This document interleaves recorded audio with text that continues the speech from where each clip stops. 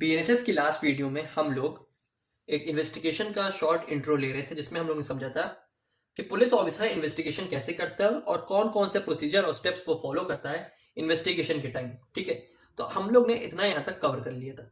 अब हम लोग थोड़ा क्रिमिनल प्रोसीडिंग को देखते हैं, एफआईआर, कंप्लेन और सुओ मोटो के केसेस में। यानी कि जब जुडिशियल मजिस्ट्रेट के पास एफआईआर आती है या फिर कंप्लेन आती है या फिर सुओ मोटो के मैटर्स आते हैं तो उसमें कैसे क्रिमिनल प्रोसीडिंग पूरी होती है। यानी कि हम लोग इन तीनों कैटेगरी में टाइमलाइन को देखेंगे कि कैसे क्रिमिनल प्रोसीडिंग स्टार्ट होती है और कहां तक जाके जजमेंट उसमें आता है। ठीक है, तो तीन तरीके से यहां पे होती है हमारी क्रिमिनल प्रोसीडिंग, यानी कि एक एफआईआर, कंप्लेन और सुओ मोटो।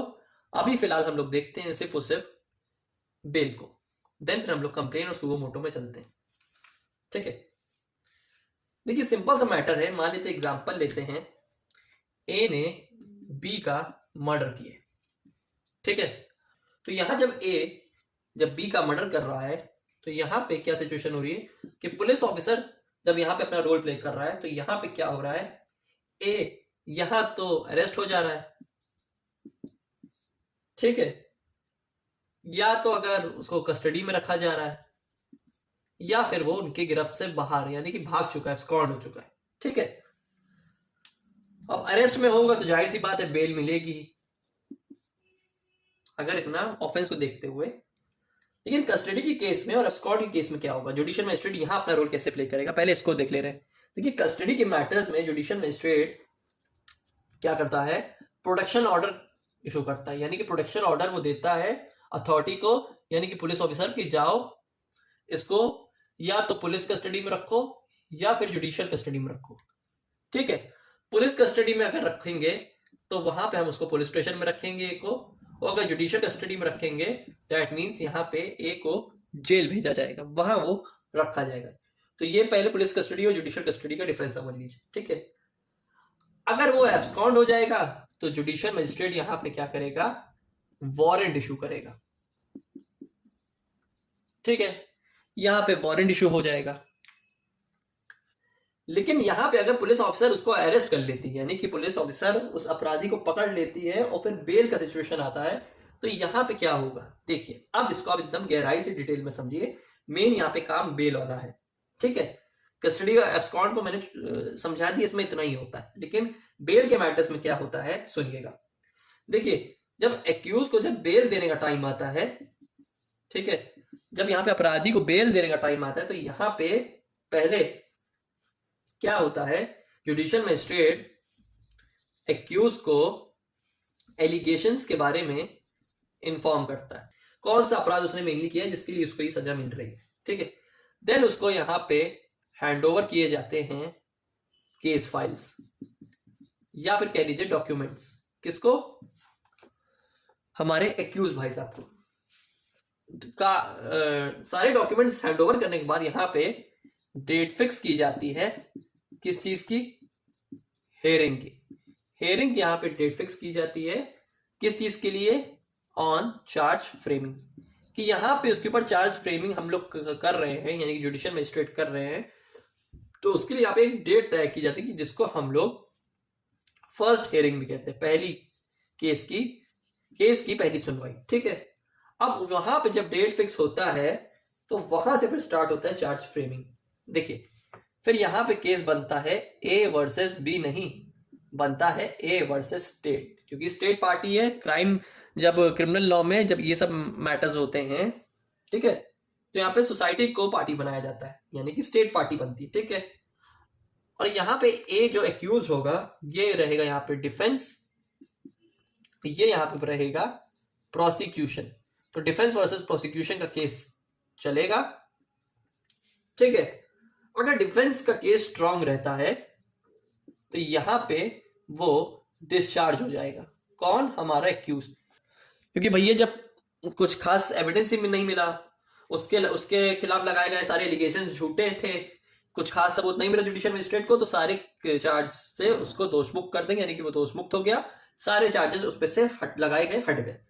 अगर भैया प्रोसिक्यूशन का केस स्ट्रांग हुआ, ठीक है, यानी कि यहां पे डिफेंस का केस वीक हुआ, प्रोसिक्यूशन का केस स्ट्रांग हुआ, तो यहां पे चार्ज फ्रेमिंग हो जाएगी और ट्रायल यहां पे कंटिन्यू हो जाएगा।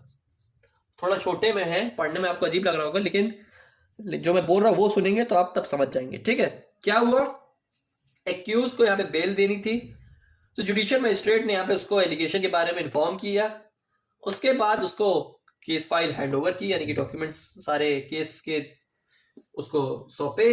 उसके बाद एक डेट फिक्स हुई जिसमें हेयरिंग जिस दिन होनी थी, जिसको हम लोग पहली हेयरिंग भी बोलते हैं। उसके बाद यहाँ पे डिफेंस वर्सेस प्रोसिक्यूशन का केस स्टार्ट होगा, यानी कि ए वर्सेस स्टेट। अगर एक्यूज का केस स्ट्रांग हो गया, यानी कि जिसने मर्डर किया है उसकी तरफ से डिफेंस स्ट्रांग हुए, तो यहाँ पे उसको दोषमुक्त वो हो जाएगा, यानी कि उसके यानी कि सारे एलिगेशन हट जाएंगे, वो डिस्चार्ज हो जाएगा। लेकिन अगर स्टेट पार्टी का, अपोजिट पार्टी का केस स्ट्रांग हुआ, तो यहाँ पे चार्ज उस पर लगे रहेंगे और ट्रायल यहाँ पे स्टार्ट हो जाएगा, यानी कि ट्रायल प्रोसीजर स्टार्ट होगा। अब हम लोग यहाँ पे चार्ज फ्रेमिंग से जजमेंट तक का खेल को समझ लेते हैं कि यहाँ पे चार्ज फ्रेमिंग हो जाने के बाद, कहने का मतलब है कि यहाँ पे डिफेंस का केस वीक था, तो यहाँ पे मान लीजिए कि अगर एक्यूज पे लगाए गए एलिगेशन को एविडेंस के थ्रू साबित कर दिया गया है, तो यहाँ पे फिर ट्रायल को कंटिन्यू कर दिया जाएगा। पहली हियरिंग की खत्म होने के बाद फिर यहाँ पे ट्रायल की प्रोसीजर स्टार्ट हो जाती है। तो यहाँ पे अब चार्ज फ्रेमिंग लग चुका है। ठीक है, चार्ज फ्रेमिंग में पहले क्या होगा, reading of charge by accused through magistrate द्वारा उसको चार्ज पढ़ के सुना जाएगा कि कौन कौन सी धारा तुम में लगाई गई है। ठीक है, फिर यहां पे आती है प्ली ऑफ गिल्ट की कंडीशन। प्ली ऑफ गिल्ट का मतलब ये हुआ यहां पे गलती मानना, गिल्टी प्लीड करना। अगर यहां पे एक्यूज मान लेता है, अपनी गलती को मान लेता है कि हाँ मैंने ही बी को मारा है, मैंने ही बी का मर्डर किया है, तो आगे ट्रायल नहीं बढ़ेगा, trial will not continue. Trial वहीं पे खत्म हो जाएगा, ट्रायल आगे नहीं बढ़ेगा। क्यों नहीं बढ़ेगा, जब वहां पे ही अपनी उसने गलती मान ली तो क्या फायदा आगे ट्रायल बढ़ाने का, वहीं पे काम खत्म हो गया, वहीं पे केस का डी एंड। और अगर यहां पे वो अपनी गलती एक्सेप्ट नहीं करता, अपनी बात पे अड़ा रहता है कि मैंने नहीं मारा है, मैंने बी का मर्डर नहीं किया, तो यहां पे एविडेंस की डेट डिसाइड की जाएगी, यानी कि डेट ऑफ एविडेंस फिर यहां पे डिसाइड की जाएगी, यानी कि फिर यहां पे प्रोसिक्यूशन को बोला जाएगा, यानी कि एक्यूज को बोला जाएगा तुमने नहीं मारा, अब इसके बेसिस पे तुम यहां पे एविडेंस यहां पे कोर्ट में प्रेजेंट करो कि तुमने यहां पे नहीं मारा। तो इससे रिलेटेड यहां पे अपराधी को एविडेंस सबमिट करने की एक डेट दी जाती है। ठीक है, उसके बाद यहां पे क्या होता है, स्टेटमेंट ऑफ 351 BNSS, जो पहले सीआरपीसी 313 होता था। इसमें क्या होता था, इसमें था पर्सनल एग्जामिनेशन ऑफ एक्यूज्ड। क्या होता है 351 BNSS में, पर्सनल, देखिए साथ में आपका 351 भी तैयार हो गया, पर्सनल एग्जामिनेशन ऑफ एक्यूज्ड। ये जनरली ओरल फॉर्मेट में होता है। यहां पे क्या होता है कि जुडिशियल मजिस्ट्रेट अपने कैबिन में पर्सनली उसका एग्जामिनेशन करता है। देखिए इसलिए यहाँ पे पर्सनल एग्जामिनेशन लिखा है, पर्सनली यहाँ पे एक्यूज का एग्जामिनेशन होता है, जिसमें अगर वो एविडेंस को पर्सनली दिखाना चाह रहा है, जैसे मान लीजिए ए ने बी का मर्डर किया है, अब यहाँ पे मर्डर सीन में यहाँ पे कैमरा लगा था। ठीक है, तो कैमरे में उसने दिखाता है कि यहाँ पे देखिए कैमरे में एडिटिंग की है, कैमरे में एडिटिंग की है, घुमा फिरा के कट शॉट करके ट्रिम करके आपको यहाँ पे दिखाया जा रहा है। तो यहां पे इस टाइप का अगर वो एविडेंस सबमिट करता है, तो यहां पे फिर यहां पे पर्सनल एग्जामिनेशन होता है। ठीक है, फिर यहां पे डिफेंस स्टेज आती है। डिफेंस स्टेज यहां पे आती है जिसमें यहां पे वो डिफेंस की तरफ से, यानी कि वही पर्सनल एग्जामिनेशन जो वहां पे दिया है, उसके बाद फिर उसको वहां पे डिफेंस स्टेज के बेसिस में यहां पे वो अपने लायक एविडेंस को यहां पे प्रस्तुत करता है। डिफेंस स्टेज के बाद यहां पे एविडेंशियरी स्टेज आती है। अब यहां पे दोनों पार्टी एविडेंशियरी, यहां पे लिख दे रहा हूं साफ साफ, एविडेंशियरी स्टेज आती है कि यहां पे एविडेंस के बेसिस, यहाँ पे एविडेंस फिर देखे जाते हैं किसके ज्यादा मजबूत है, फिर उसी हिसाब से डिसीजन तैयार होता है। और फिर सारा कुछ देखने समझने के बाद जुडिशियल मजिस्ट्रेट फाइनल अपना यहाँ पे जजमेंट सुना देता है। प्रस्तुत किए गए सबूतों और गवाहों को मद्देनजर रखते हुए यह अदालत इस अपराधी को दोषमुक्त साबित करती है।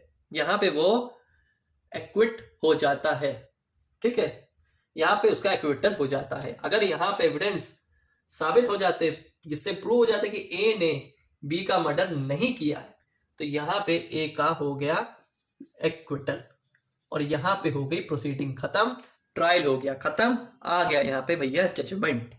तो ऐसे होती है यहाँ पे क्रिमिनल प्रोसीडिंग की, तो ऐसे ही होती है एफआईआर के मैटर में क्रिमिनल प्रोसीडिंग। अब चलते हैं समझते हैं कंप्लेंट को, कि कंप्लेंट के मैटर्स में क्रिमिनल प्रोसीडिंग कैसे होती है। तो अभी हम लोग ने यहाँ पे क्रिमिनल प्रोसीडिंग को समझा एफआईआर के केस में। अब हम लोग देखते हैं कंप्लेंट के मैटर में जुडिशियल प्रोसीडिंग कैसे होती है, ठीक है। देखिए यहाँ पे क्या होता है, ऑफेंस होते हैं दो तरीके से, कॉग्निजेबल और नॉन कॉग्निजेबल, ठीक है।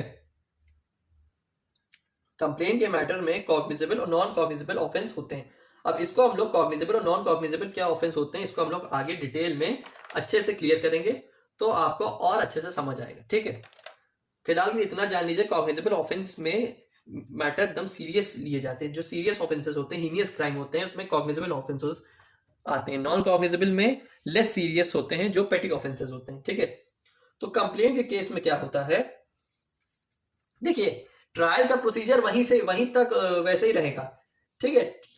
कहने का मतलब है इन्वेस्टिगेशन जैसे यहाँ पे स्टार्ट होती है, इन्वेस्टिगेशन से लेकर जब तक कि ट्रायल खत्म नहीं हो जाता, जजमेंट नहीं आता, जैसे मैंने अभी एफआईआर में आपको पढ़ाया और समझाया, उसी तरीके से होता है।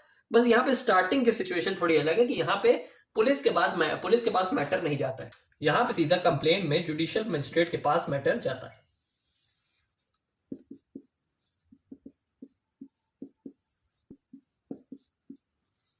ठीक है। यहाँ पे कंप्लेंट में जुडिशियल मजिस्ट्रेट के पास मैटर गया, यहाँ पे क्या हुआ कि यहाँ पे जुडिशियल मजिस्ट्रेट हियरिंग करवाता है, दोनों पार्टीज की हियरिंग होती है, ठीक है। एक रहता है कंप्लेनेंट जिसने उस मैटर पे कंप्लेन की है, एक होता है विटनेस जो यहाँ पे उस बेसिस पे गवाही देता है। इन दोनों को यहाँ पे डिटेल में एग्जामिन किया जाता है जुडिशियल मजिस्ट्रेट द्वारा, ठीक है।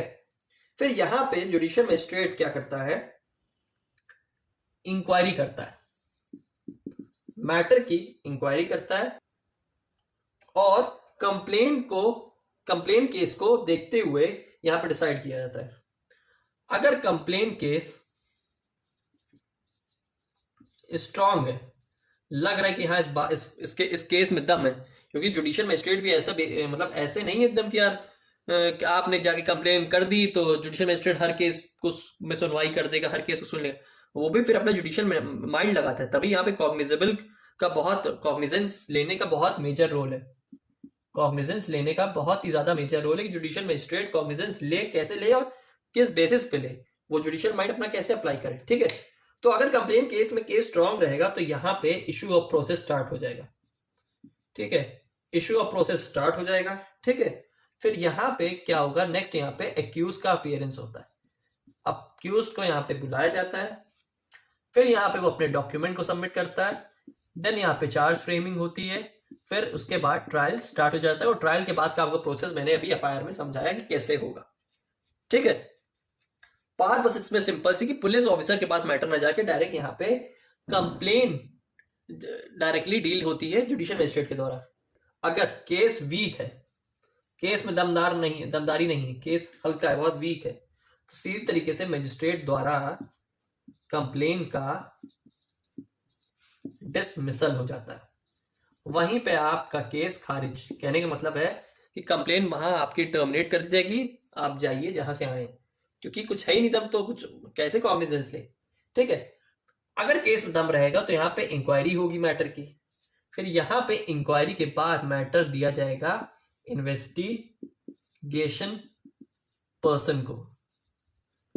इन्वेस्टिगेशन के लिए यहाँ पे दिया जाएगा इन्वेस्टिगेशन ऑफिसर को, जो कि हम लोग पढ़ेंगे चैप्टर 16 BNSS में, ठीक है, जो भी हम लोग आगे अच्छे से इसको पढ़ने वाले हैं। फिर यहाँ पे इन्वेस्टिगेशन प्रोसेस में पहले फिर इसमें हो जाएगी FIR दर्ज, फिर इसमें FIR का रोल बाद में आएगा।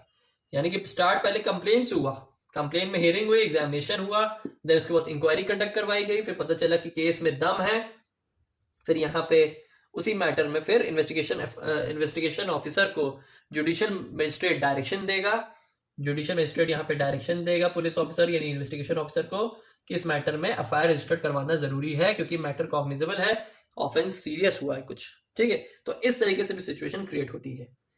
देन उसके बाद यहाँ पे जब चार्ज फ्रेमिंग हो जाती है, फिर ट्रायल का प्रोसेस उसी तरीके से स्टार्ट हो जाता है। दोनों पार्टीज का आना, एविडेंस को सबमिट करना, सारे स्टेटमेंट्स देना, सारा प्रोसेस फिर FIR के जैसे होता है वैसे इसका भी सिमिलर उसी तरीके से होता है, लेकिन स्टार्टिंग इसकी कंप्लेंट से होती है। तो पहला रोल यहाँ पे जुडिशियल मजिस्ट्रेट का होता है, वही FIR के केस में पहला रोल पुलिस ऑफिसर का होता है, ठीक है। तो आपने अभी इसमें कंप्लेन की क्रिमिनल प्रोसीडिंग को देखा। अब चलते हैं सुओ मोटो के केसेस में। अब तीसरी देखते क्रिमिनल प्रोसीडिंग हम लोग सुओ मोटो के केसेस में, जिसमें थर्ड पर्सन कंप्लेन करता है मजिस्ट्रेट को, यानी कि जुडिशियल मजिस्ट्रेट को। यहाँ पे सुओ मोटो के अगर सुओ मोटो के बेसिस में यहाँ पे केस आ रहा है तो उसमें वो क्रिमिनल प्रोसीडिंग कैसे कंडक्ट करवाएंगे, ठीक है। देखिए,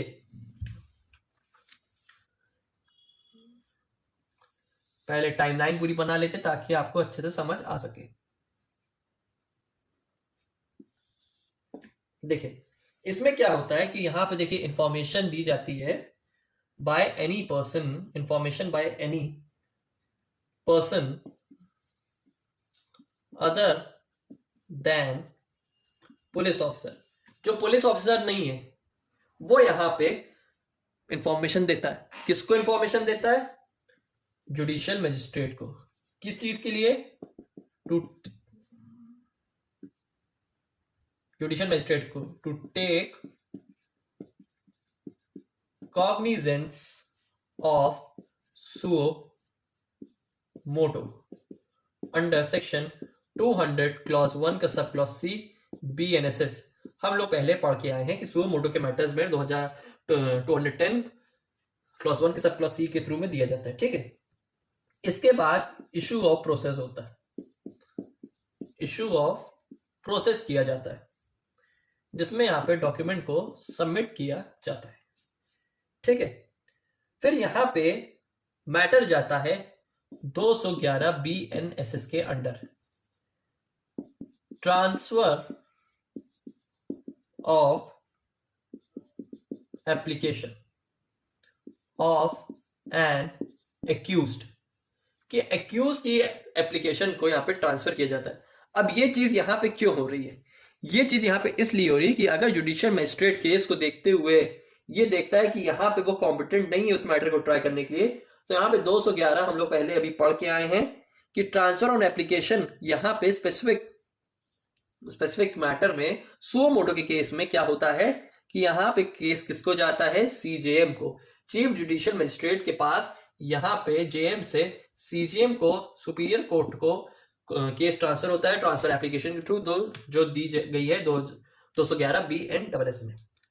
फिर यहां पे judicial magistrate, chief judicial magistrate यहां पे डेट फिक्स करता है, date fix of hearing on charge framing, कि चार्ज फ्रेमिंग वो यहां पे करेगा उसके ऊपर, तो उस चीज की पहली हियरिंग यानी कि यहां पे फिर डेट ऑफ हियरिंग यानी कि वो तारीख तय की जाती है। फिर यहां पे डेट फिक्स करने के बाद फिर हियरिंग होती है, हियरिंग ऑन चार्ज फ्रेमिंग।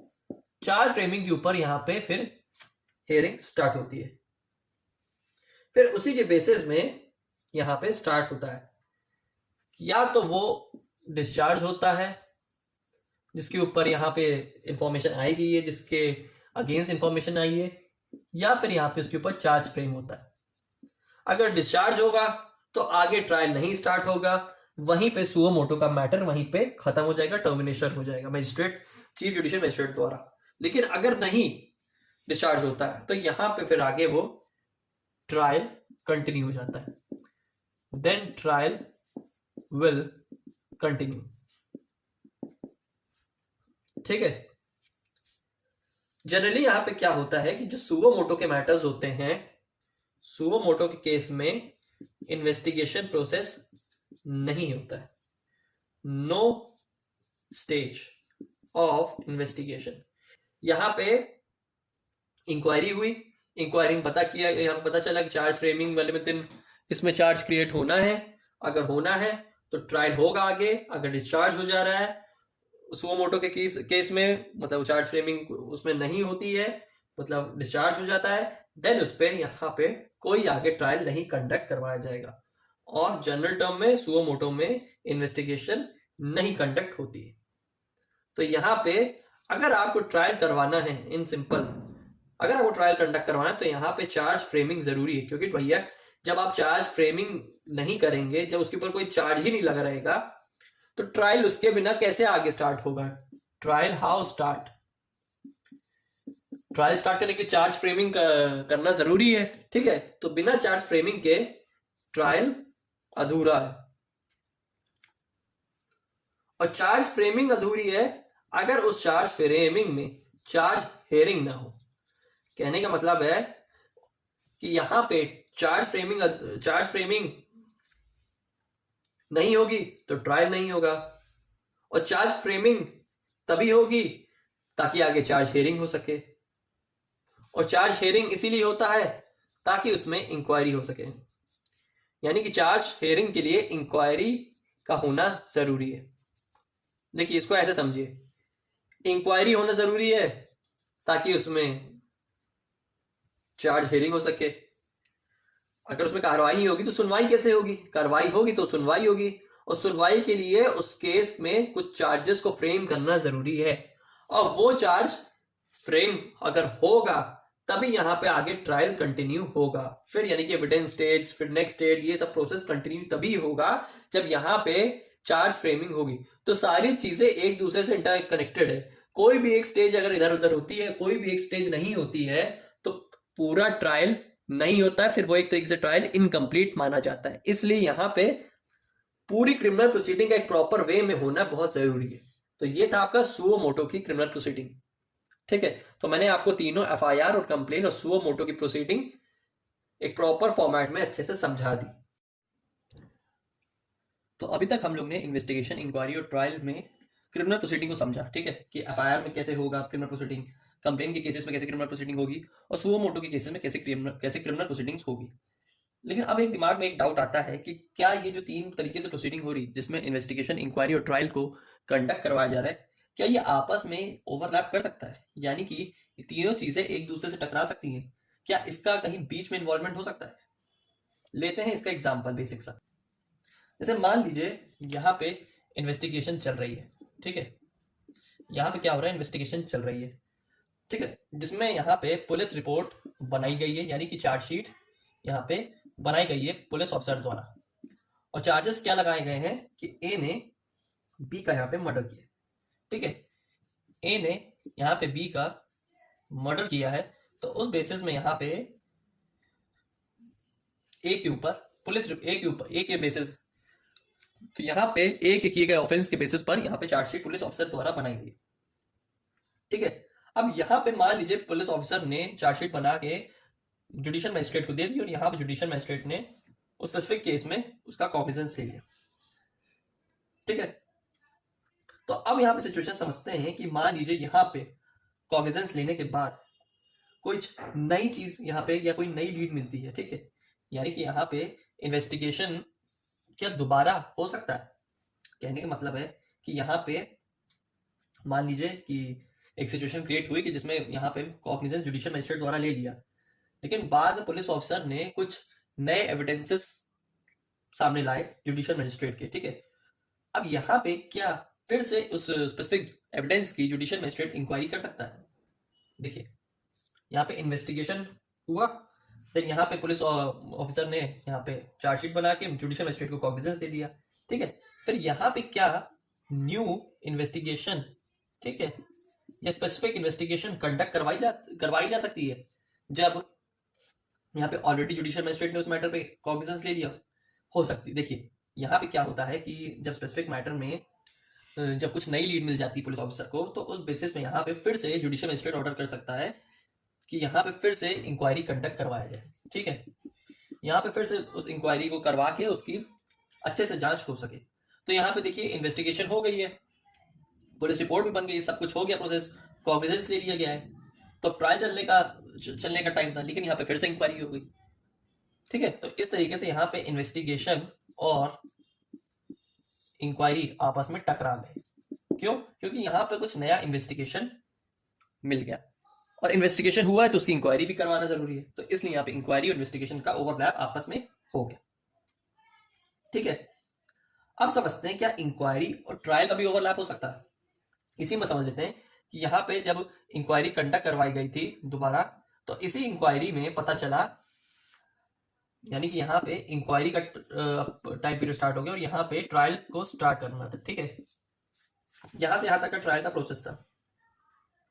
अब यहाँ पे चार्जशीट बन गई। ठीक है, जब चार्ज फ्रेमिंग का यहाँ पे टाइम पीरियड आया, जब यहाँ पे चार्ज फ्रेमिंग की टाइम पीरियड को लाया गया, तो यहाँ पे कभी कभी क्या होता है कि ट्रायल के दौरान यहाँ पे फर्दर इन्वेस्टिगेशन यहाँ पे जुडिशियल मजिस्ट्रेट करवा सकता है। कैसे? यहाँ पे 528 बीएनएसएस की मदद से। 528 बीएनएसएस बात करता है इनहेरेंट पावर्स के बारे में, जो हम लोग ऑलरेडी पढ़ के आ चुके हैं। ठीक है, तो 528 बीएनएसएस इनहेरेंट पावर्स के बारे में बात करता है, जिसमें ट्रायल के दौरान, यानी कि यहाँ पे ट्रायल स्टार्ट होने वाला था, ठीक है, लेकिन फिर भी यहाँ पे इंक्वायरी के दौरान चार्ज फ्रेम हो चुका है, उसके बाद अगर इन्वेस्टिगेशन चाहे तो यहाँ पे जुडिशियल मजिस्ट्रेट इनहेरेंट पावर्स की मदद से वहां पे वो इन्वेस्टिगेशन को फर्दर इन्वेस्टिगेशन यानी कि कंडक्ट करवा सके। यानी कि ट्रायल यहाँ पे केस अलग चल रहा है और दोबारा और नए इन्वेस्टिगेशन की यहाँ पे जांच पड़ताल हो रही। तो 528 के वजह से इनहेरेंट पावर से जुडिशियल मजिस्ट्रेट यहाँ पे दोबारा चार्ज फ्रेम करवा सकता है, यानी कि यहाँ पे दोबारा इन्वेस्टिगेशन करवा सकता है। तो इस तरीके से यहाँ पे इंक्वायरी और ट्रायल का भी ओवरलैप हो गया। ठीक है, देखिए यहाँ पे इन्वेस्टिगेशन इंक्वायरी का ओवरलैप हो गया और इन्वेस्टिगेशन और ट्रायल का ओवरलैप हो गया। ठीक है, यहाँ पे क्या हुआ, हम लोग ने इन्वेस्टिगेशन और इंक्वायरी का ओवरलैप देखा, फिर यहाँ पे यहाँ पे इंक्वायरी नहीं होगी, यहाँ पे इन्वेस्टिगेशन ही होगा।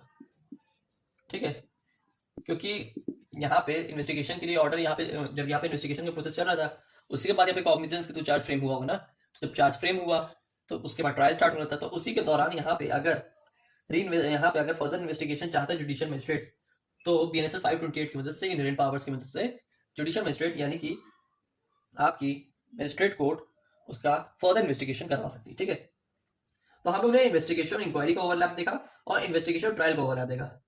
अब हम देखते हैं क्या इंक्वायरी और ट्रायल का भी ओवरलैप हो सकता है, यानी कि इन्वेस्टिगेशन और इंक्वायरी का ओवरलैप देखा, फिर हम लोग ने इन्वेस्टिगेशन और ट्रायल का ओवरलैप देखा। ठीक है, यहाँ पे आपका 528 बीएनएसएस को अप्लाई किया गया और यहाँ पे न्यू एविडेंस के बेसिस पे इंक्वायरी और इन्वेस्टिगेशन का ओवरलैप हुआ। अब क्या यहाँ पे इंक्वायरी और ट्रायल का भी ओवरलैप हो सकता है? देखिए हो सकता है, लेकिन बहुत ही रेयर केस में। इसमें बहुत ही रेयर सिचुएशन में यहाँ पे इंक्वायरी और ट्रायल का क्या होता है, आपस में ओवरलैप, आपस में मीटअप करती है। कब? जब यहाँ पे कुछ न्यू एक्यूज का एडिशन होता है, यानी कि न्यू एक्यूज एडेड। जब यहाँ पे कोई नया अपराधी आता है, जैसे मान लीजिए यहाँ पे ए ने बी का मर्डर किया था, अब बाद में इन्वेस्टिगेशन के बाद जब अच्छे से पता चला तो यहाँ पे एक नया अपराधी पाया गया, यानी कि सी नाम का अपराधी पाया गया, जिससे पता चला कि ए ने नहीं मारा है बी को, सी ने मारा है बी को। ठीक है, तो यहाँ पे चार्ज फ्रेमिंग जब हो गई थी इंक्वायरी के दौरान ही, यहाँ पे जब चार्ज फ्रेमिंग हो चुकी थी ट्रायल के दौरान, जब इंक्वायरी चल रही थी, ठीक है, जब इंक्वायरी चल रही थी और यहाँ पे ट्रायल खत्म हो गया, जजमेंट आना था, तो बीच में सी पर्सन भैया टपक गए। ठीक है, सी पर्सन यहाँ पे आ गया हमारा नया अपराधी, न्यू एक्यूज, एडिशनल प्रोसिक्यूशन यहाँ पे ऐड हो गया।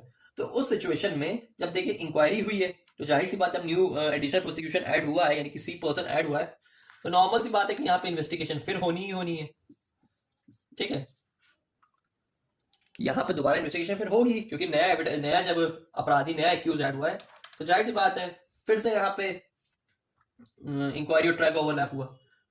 तो इस तरीके से यहाँ पे इंक्वायरी और ट्रायल का इन्वॉल्वमेंट होता है। लेकिन ये बहुत ही रेयर केस में होता है जब यहाँ पे कोई न्यू एक्यूज ऐड होता है कि यहाँ पे चार्ज फ्रेमिंग हो चुकी, ठीक है, एक्यूज जुडिशियल मजिस्ट्रेट फिर ट्रायल को एंड करने वाला था, लेकिन यहाँ पे बीच में पुलिस ऑफिसर ने इन्वेस्टिगेशन के थ्रू नए अपराधी को यहाँ पे ढूंढ लिया, ठीक है। तो उस केस में, रेयर केस में, यहाँ पे इंक्वायरी और ट्रायल का ओवरलैप हो गया, ठीक है। तो इस तरीके से यहाँ पे ओवरलैप की भी सिचुएशन क्रिएट हो सकती है। पहली, इन्वेस्टिगेशन इंक्वायरी में ओवरलैप कब होगा? जब कोई नया एविडेंस मिलेगा इन्वेस्टिगेशन के दौरान। इन्वेस्टिगेशन ट्रायल में 528 बीएनएसएस की मदद से, यानी कि कोर्ट चाहे डिस्क्रिशनरी पावर, इनहेरेंट पावर की हेल्प से यहाँ पे इन्वेस्टिगेशन ट्रायल का ओवरलैप करवा सकती है। और लास्ट, इंक्वायरी और ट्रायल में रेयर केस में होता है जब कोई नया एडिशनल प्रोसिक्यूशन ऐड होता है। आई होप आपको क्रिमिनल प्रोसीडिंग का टॉपिक अच्छे से समझ आया, जिसमें हम लोग ने 3 तरीके से क्रिमिनल प्रोसीडिंग को समझा, जिसमें हम लोग ने एफआईआर, कंप्लेन और सुओ मोटो से क्रिमिनल प्रोसीडिंग को कंप्लीट किया। तो मिलते हैं फिर बीएनएसएस की नेक्स्ट वीडियो में।